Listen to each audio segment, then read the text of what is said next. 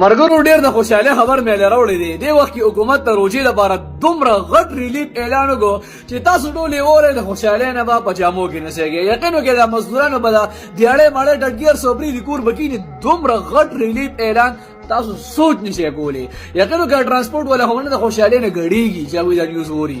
یقین وکړئ زه دومره ایکسایټډ یم چې تاسو سره نیوز اورم دا غي نه مخکې ما سات نه دیږي چې تاسو سره نیوز تیر کما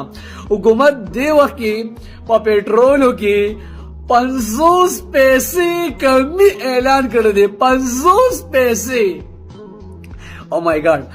یقین وکړئ سره خوشاله لیونی کېږم دی وخت کې €1 پورا نه 50 پیسې نیمه روپے لیکن موږ وته غایا خوړلو ولا ښکارو انسانان وته نه ښکارو قسم دې چې دلم ګور ټوکی دي